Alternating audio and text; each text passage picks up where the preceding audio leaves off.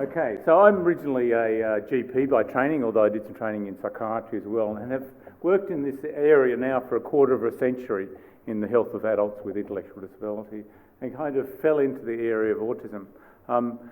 What I wanted to talk to you about was what is autism spectrum disorder, definitions, all that stuff, and we can get that because you've kind of got to start there, and then talk about what we know about the health and the healthcare. And then I want to talk to you about a very exciting thing called the Autism CRC, which is short for Cooperative Research Centre, which is a bunch of universities around Australia that have got together and they've tried to make autism researchers play in the same sandpit together and share their toys. And they're doing that, they're achieving that. And it also involves a lot of non-government organisations and other organisations within the autism area. And I got dragged into this as a lead of the adult autism thing because I've had some success doing interventions in people with intellectual disability. So I'll talk a little bit about that and what we're doing because it actually involves you and your healthcare delivery, and there's a bit of a surprise involving money at the end of it. I'll talk about behaviours of concern, and particularly I don't know if is there any medical clinicians here? Nursing clinicians? Okay. So one of the biggest problems I have is people with autism spectrum disorder with severe challenging behaviour and what I do about that. And I'll expose myself and show you how I've failed. And then I'll talk about some tips for you as primary healthcare physicians and practice nurses, nurse practitioners, and things that you can do. So what is autism spectrum disorder? What is it? It's a variety of things. There's some famous people with autism, such as Temple Grandin, who's a very gifted woman with autism. There's also who developed particular systems, actually for abattoirs. So she had this amazing insight into how to get animals quietly and calmly into the abattoir. But there's many other famous people with autism, and you probably know. It's alleged that Einstein, Isaac Newton, Mozart, all were on the autism spectrum. And other people, there'll be other people that you would know of, including, I don't know if you're aware of this, and this is public knowledge, Tim Fischer, our Deputy Prime Minister, who has a son with autism spectrum disorder, and Tim said, I have many of these features. And last time I heard from Tim, he was running tours through Italy about trains, in fact, which is kind of consistent. And when you talk to him, you can see his amazing focus. This thing has got lots of different names over time, and I've just listed some of them up there and put up some of the key people that recognise this, both Austrian physicians in the 40s, and defined this interesting coming together of particular differences in ways of being in the world in terms of lack of non-verbal communication, understanding other people's feelings, a tender focus, and a whole range of things. So there's lots of language, and I work with people with intellectual disability, and it's really, really important to them that you see them as a person first, and so they're passionate about that. And I'm very used to, in the 25 years I've been working in this area, talking about people with intellectual disabilities. But in fact, people with mild autism, or what's called Asperger's syndrome, often identify themselves very strongly as being, I am autistic. And they're very, very proud of that and see themselves as a distinctly different entity. And that you, the ones of you amongst us who are not on the autism spectrum, as I would call it, are in fact what they call neurotypicals. And it is the neurotypicals that need to understand the autistics and to make the world better for them so they can operate better in the world. Now, there's lots of debate about this, and it's a passionate debate, I can tell you. And people who know this area know how passionate it is. So I tend to use people on the spectrum, ASD, because I'm just attached to the people idea. I think valuing people as people is where we start virtually in every area that you can think of. So if we look at there's DSM-5 in 2013 actually collapsed down some criteria, and they really conceptualise it primarily as a social communication disorder, and some people very much see it as a difference in information processing. But I'll show you some more detail around that. This was a big shift from a whole bunch of things, such as Asperger's, which is now officially out of the literature according to the Americans. God bless the Americans. And childhood dissociative disorder and a whole range of things. It's all been collapsed into the one title, autism, and it certainly has some conceptual differences because it actually changes some of the things. It's not linear. That's the thing about autism. It's not, you may know somebody on the autism spectrum and they can have amazing skills in different areas in spoken language, but difficulty with written language. They can have no spoken language, but in fact be really good in the written word. They can be disintegrated with pressure and stress and not be able to communicate when they're under stress. There's a whole variation in spectrums across a whole lot of activities of daily living. Some people have amazing sensitivities to sound or vision or smell, and it upsets them completely. I have people I call patients who, if anybody uses drills or very loud things, it completely throws them and they're incredibly anxious and quite distressed by it, whereas other people it doesn't affect at all. Fluorescent lights, which we don't have here, are often a problem for people on the spectrum as well. And that's worth thinking about, because in a lot of our surgeries, of course, we do have fluorescent lights, and they found that quite intolerable. But there's a spectrum across a whole bunch of different things, and some of these things, there's also a bunch of skills, and you'll know that some people, for example, I use Tim Fisher as an example, he's got an incredible knowledge of trains. And I met a person recently who had an unbelievable knowledge of the bus timetables in a particular place. The first person I ever met, you could actually state a date in the 60s and he'd tell you which AFL team played on that weekend and what the scores were.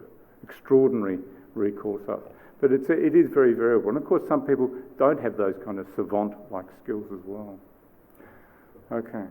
So you can't really rely on the stereotypes for autism. They have both strengths and weaknesses. And as I said, have some special interests. Not all people with autism spectrum have stereotypically positive traits, such as memorising and computing things. Some don't, and many of the people I see don't, in fact. They have an intellectual disability and have real challenges in society.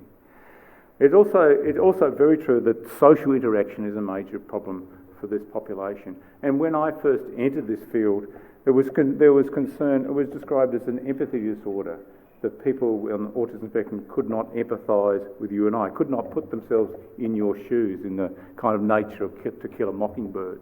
And there's certainly some people have a cognitive empathy. They can understand, which is understanding another person's perspective. And on average, for people on the autism spectrum, that is lower, but not everybody gets lower. And the other thing that's important is this affective empathy, which is the person with autism's response to your mood state. And my experience and what they found here in the research is, in fact, that's not altered. So you often see people getting quite upset by other people's emotional response and powerfully upset and not know what to do with that. So the empathy thing is a real variable, I think, when you're dealing with this population. I've certainly seen people who have extraordinary empathy and they're on the autism spectrum, and some where their mothers have said, this child has never treated me anything, she treats me as if I'm a table. I mean, that's a really tough thing to hear if you're a parent, and I'm a parent, I know how difficult that is. So there is a huge variety. So the stereotypes don't necessarily work. Formal diagnosis often occurs in childhood, but particularly in women, it can be, and particularly for women who are quite skillful and learn a lot of social skills, they may slip into adulthood and not have received a diagnosis. And I'm focusing on adulthood today. There is, I think, in my experience, incredible benefits to somebody providing a diagnosis. And I've heard many people now where it's suddenly their life has made sense because they understand how they interpret the world. They understand why they melt down and can't deal with things that are going on. And they understand why that relationship that they were in just didn't work. And I've had calls, in fact, from staff saying, my God, my husband's just diagnosed in his 40s, and I now understand why it didn't work for him or for me in this relationship. So it can be quite powerful. But it also, and there's a warning here, it can actually, of course, be quite a stressful thing to happen. And as noted in the slide, in cases it can be used in custody battles against people and such like. So, okay, enough about the diagnosis, I think. These are the basic characteristics according to DSM-5. So deficits in social and emotional reciprocity. My God, I did well to say that, didn't I? That was a tough one. Defects in non-verbal communication behaviour and used for social interactions, lack of eye contact, difficulty understanding non-verbal communication. Now think about your lives, because I'm about to tell you, the prevalence is around 1 in 100. You know people who are on the spectrum, and think about some of these things, because you've seen these things in your real life. Deficits in development and maintaining understanding relationships. And certainly that is a big feature, and isolation is often, not universally the case, but often a major problem for this population. And the B criteria, restriction or repetitive patterns of behaviour or interests or activities. And I've alluded to some of these already. But the first one is that one that people see, which is that stereotypical stimming behaviour, which people often find quite calm. I went on holidays a couple of years ago with my kids, and I walked down to the beach, and there was a guy standing by the beach going like this, and I thought, oh God, I can't get away from it. And you know, he was a bit anxious because he was in that space and he was trying to calm himself down, and I frequently see that. The insistence on sameness, it sometimes can be excruciating for families and for the person. I see people who come to see me and spend the whole consultation negotiating with mum and dad to make sure they go back exactly the same way. Because if they don't go back the same way, they'll get incredibly distressed. So that sameness is really important. And as I mentioned, that hyperactivity to variety of sounds, and even to pain, which is really important to medical practitioners. Some of the people on the spectrum don't recognise that they're in pain or can overreact. And I've certainly had one man who's got one beautiful parents who are incredibly sensitive to his needs. And it was only when he had complete whiteout on both lungs did they realise he was sick. So it's a real caution to, if you're a family member, to realise that you may get such level of underreporting of something that it's a problem. I found this beautiful kind of description by a woman on the spectrum. I can have silent meltdowns called shutdowns. Sensory inputs become too much for me. I'm physically and emotionally exhausted. I curl up into a ball in a safe place to recover. And I've just had the pleasure of spending some time with a group of researchers in Portland, Oregon, and one of them is on the autism spectrum, and she describes this type of experience as well. So they often just need an understanding, some space, some time to get through things to deal with the world. They also, one of the big features of this thing is about communication, and it's one of the things I think that trips up clinicians. You've got somebody who seems to have good verbal communication, but under times of stress like seeing you, they revert and can't deal with it. And sometimes augmented forms of communication can improve that. Simple things like picture charts or even communication boards. I've got one man who can actually speak, but he actually prefers to type it out on a little computer and show me, for example, because that's what he can deal with. Some of these assistive technologies can be a little bit controversial, but if you talk to people on the spectrum, they need these things and they find them comforting, and communication is crucial because very often they're not being able to get their message across, and the behaviours because they can't get their message across, really. It's just, it can be quite hard work at times. Okay, so I've mentioned what the prevalence is because it's about 1%. There's variations in figures like all things. The other thing that you may believe, and I think is not true, is that it's increasing. I think what we're getting is an increase in the diagnosis, and that's clear cut. There was recently published a very big Swedish study, a Scandinavian study, actually I'm not sure it was Swedish, and they found they could demonstrate on huge populations that it wasn't increasing in time. The diagnosis was increasing, but the rate was the same. And you know, they follow big populations in Scandinavia. In fact, I suspect they barcode their children at birth and follow them. And I think this is a worry, really. It's a human rights issue. But anyway, they do help us quite a bit. What's the cause of autism spectrum disorder? Well, there's this really strong genetic component to this thing. It's not 100%, probably 40 to 90% perhaps. There's also, which leaves an area for that interaction. There's clearly an interaction with environment, and maybe it's an epigenetic, one would say, epigenetic effect that we're seeing here. And what are the things that are in the environment that affect this? Well, in the literature that I've read, it says things like hormonal levels in pregnancy, fetal hormonal levels, right through to social environments. So we know that if you have a baby and you can neglect them like they did in Eastern Europe, then you can produce what looks like a child with autism. So there's a lot of things going on here, and as you know, there's been accusations from fillings right through to immunisations as causing autism. The immunisation one did not stand up according to the literature. So that's the etiology. It's a condition which has a high mortality according to what we know, 2 to 3 times age, sex, max in the general population. This is particularly true for the population that I see, which are people with severe intellectual disability and epilepsy particularly. In fact, epilepsy, you add epilepsy to intellectual disability, and again the Scandinavian studies, those evil Scandinavians with their barcode readers, find there's a 6 times increase on the standard mortality rate because of the epilepsy. So it is SUDEP, sudden unexplained death from epilepsy is a common cause, but also things like suffocation and drowning and accidents can be a major problem.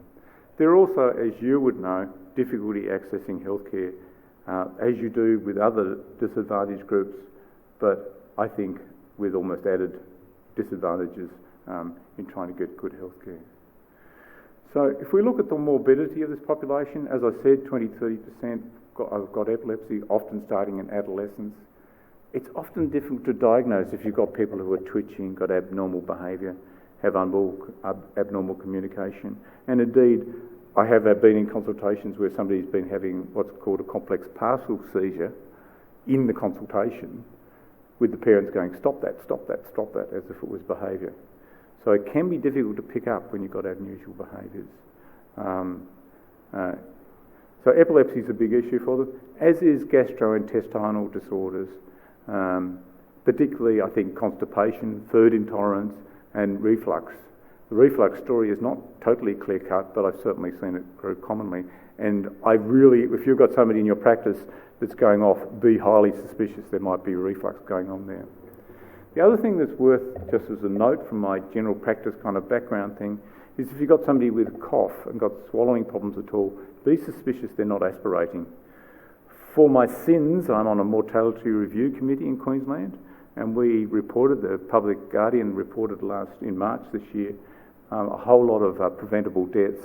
Many of those actually had aspiration or swallowing problems and died through poor management. So this is true in autism spectrum disorder, as is dental disease. I've mentioned the sensory sensitivities. And finally, in that, sometimes people, because of their sensory changes in their lives, are not aware whether they're hungry, may not be able to cognitively, even though they're independent in other ways, organise eating or thinking about food, and that's certainly true. On the other side of it, one of the big problems that really worries me, and I'm going to finish in the presentation on this, is obesity and metabolic syndrome. We know that people with intellectual disability and people with autism are bigger, more of them are overweight and more of them are obese. They also are more likely to get on major tranquilizers. This is a recipe for future disaster, and they're getting more and more put on major tranquilizers in childhood, which is then going to have ramifications down the track. And it's an ongoing concern, and I'll talk about that a bit more.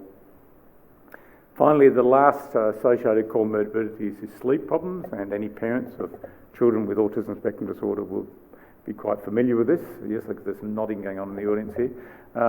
And possibly the most effective drug is melatonin in this. I've seen it work in some cases and not in others, but certainly it's worth trying, as is the usual kind of sleep hygiene thing. As a parent of 4 children, I can tell you sleep deprivation affects your quality of life big time. We know it's also associated, of course, with mental health problems, a whole lot of other problems as well, such as respiratory problems in this population, visual impairment and potential for psychiatric disorder.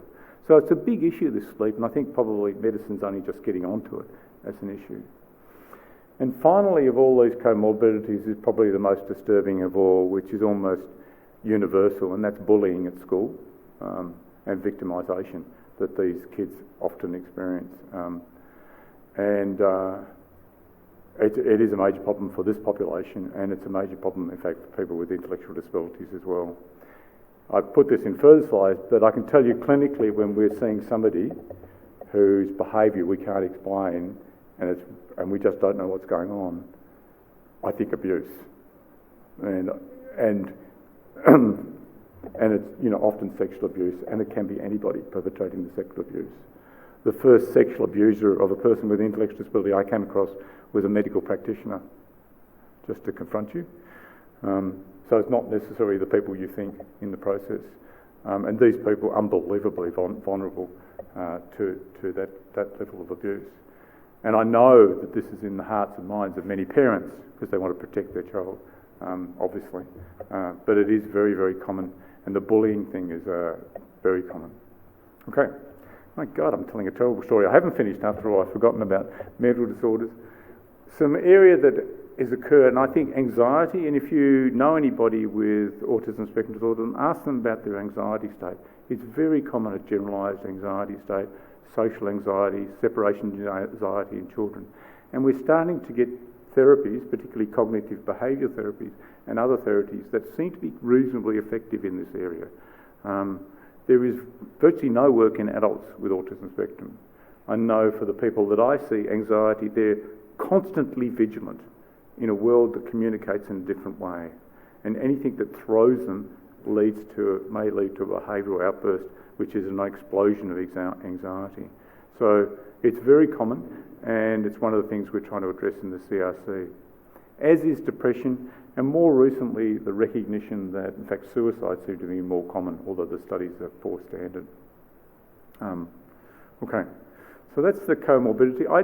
If any of you are into this area, I would recommend this site. These are two people. This is Professor Nick Lennox, who's a Greek origin but works in Portland, Oregon. He's actually a physician, an internal physician in a hospital, and her co-worker Dora Raymaker, who's on the spectrum. And they've done a whole body of work over the last 14 years, which is beautiful. It's participatory action research based in the community. It draws questions from people on the spectrum and tries to seek answers to those, and works very closely with the population. And they've done some magnificent work. So that ASPIRE website is, I'd highly recommend. It's really very high quality. They suggest a whole lot of accommodations that you and I and perhaps practitioners can do. And often, if you look at these, run your eyes down this list, they're obvious in a way. You know, explain what you're doing, give people time, because people with autism have problems with processing information. Even a trial run, so they get used to it, because the new and the novel is problematic for them. Warn people if you're going to touch them, because the touch can be a major problem. Let them sit down. And sometimes, unfortunately, you will need to go to do a general anaesthetic. And when I worked in the country, in Motueka in New Zealand, or Mott as it's known, it's near Upper Mootry, if you're wondering, we could do this because we did general anaesthetic. Well, I didn't, but other people did GP of anaesthetics, and so we could take blood off people quite easily. It's exponentially more difficult if you live in a city where they tend to not coordinate these things. So we often do the blood tests associated with dental work. Okay, so the Autism CRC I described to you, and this is a big challenge, and I'm going to skip some of these, in fact, because I'm running a bit behind time. In fact, there's only 1% of research funding in autism is actually focused on adults. And we're going to look at other approaches to managing anxiety called acceptance commitment therapy approach in adults with autism spectrum. And we've got a PhD student working on this. We're hoping to deliver this by Skype, so it's accessible widely through Queensland when we've done this work. There's already work in children and adolescents.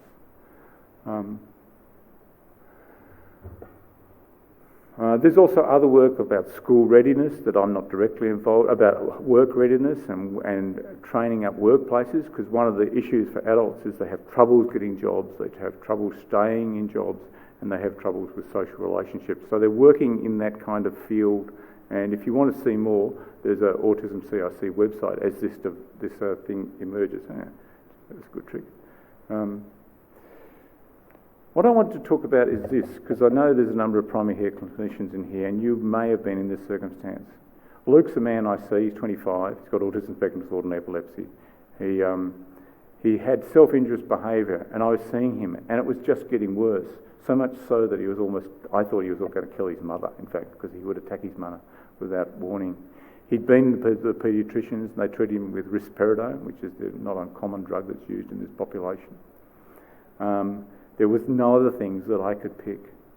And it went for 6 months before I was smart enough to look inside his mouth.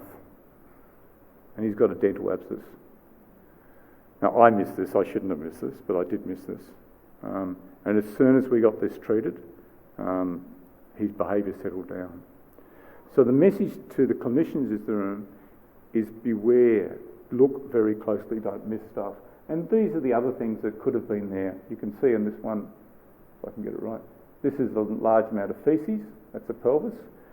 I've had one man with autism spectrum disorder admitted vomiting faeces because he was so constipated to ICU. Fractures, that was a fracture that took 2 weeks to diagnose. It was in a cold climate where they wear long sleeves, I believe.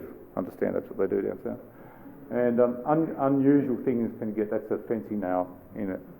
So as a clinician, be highly cautious about what you're seeing. And if you get somebody, because the clinicians that have been around for a while will have staff come to them and say, we want drugs to fix us up. And what I think you've got to do is return to the basics. You've got to turn to the basics about communication in this person. Be highly suspicious of the environment. You need to be almost, and people need good communication and they need predictability. They need security. You need to go, I think, over-investigate people. I would plain abdo x-ray people to make sure there wasn't anything going on if I couldn't actually feel, and over-examine them. Get their teeth checked, suspect something else is going on here. And I've used a couple of clinical examples to highlight the challenges that you face with this population. There also is a science in some of this, and that's called behavioural or functional assessments. And there is, even in this town and in other towns in the north, good behavioural psychologists who can actually do functional assessment, work out what this function, this behaviour is having, and try to address this. You will be pushed to prescribe drugs. Think about whether there's a psychiatric disorder going on. Think whether there's something else you can do. Think about the environment. Okay. So your approach for medication, and the medications, as you've already heard, have some problems with them, particularly obesity, osteoporosis. You might adopt a child from the paediatric service and they're on major tranquilizers. These are difficult decisions to make, and I have to tell you, I don't feel comfortable making a decision. I don't feel comfortable starting aripiprazole or risperidone in this situation, but sometimes I have. And sometimes parents will say to me, we would not have survived adolescence had you not done this. There's no good clinical evidence for this. The decent studies don't demonstrate any benefit. So it's one of those real, it's like a confession. I'm doing a confession up here as a clinician. Please, Father, do forgive me. But it's very difficult, and I'm doing this all the time. So if you are pushed into the situation, check the serum prolactin particularly, because it causes hyperprolactinemia. Check do the dental stuff. Start low, go slow, possibly trial an SSRI for the clinicians in the house, yeah.